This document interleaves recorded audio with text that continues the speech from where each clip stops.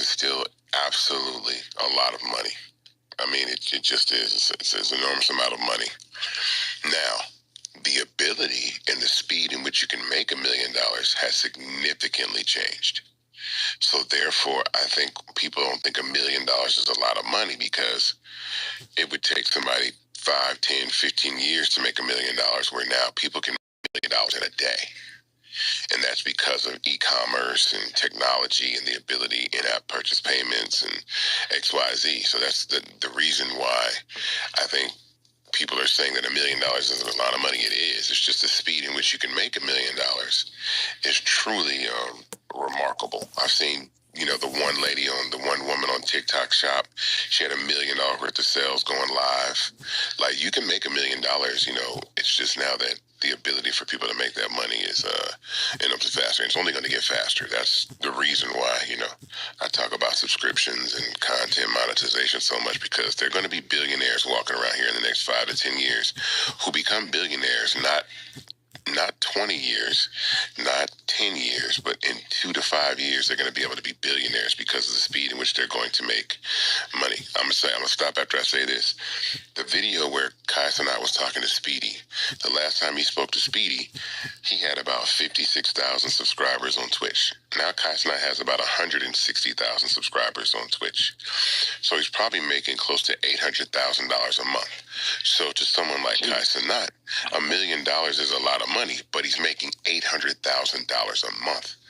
And so people like, Nelly used to get $40,000, to perform 3 songs on a weekend in 1999. Now Little Baby gets $1 million a show. You see what I'm saying? Depending on what the venue is. So again, I think it pushes the concept of the idea of how fast you can generate wealth and how much money can be made just by the examples of people that are out here making money. NBA contracts, XYZ. It's just, the ability to make money has increased significantly. I totally agree. It's still a lot of money. But from a marketing perspective, if you can make $1 million not sound like a lot of money, then that $400,000, $500,000, $650,000, $750,000 house doesn't seem so much anymore. Now it's starting to come down back into where, that's affordable, because $1 million is not much anymore. So it's a marketing ploy to a certain extent also. I think that people, when they start to make $1 million not sound so big, it makes their prices not look so bad. So, yeah, and then,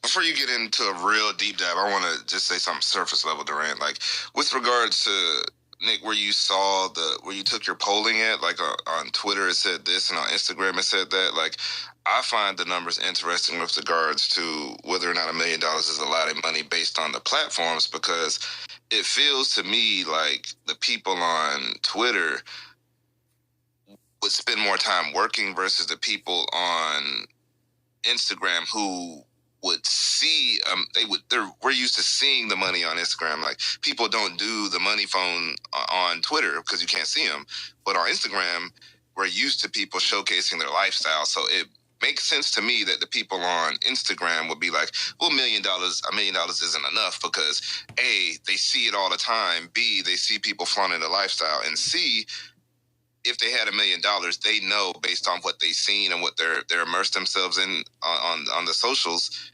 they know that's not enough to maintain the lifestyle. So they're just like, that ain't no money. Especially like if you're watching rappers and entertainers and so on and so forth doing whatever they're doing all day, every day. You're just like, yeah, you blow $1 million in a day, even though they don't have it. Versus Twitter, where there might be up to people working day jobs and, writers, editors, like, just blue collar people, I think.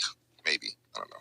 That's an interesting observation that you looked at it from the perspective of the platform that said what? Actually, I really, really agree with you on that, Gary. That's actually really smart that you said that.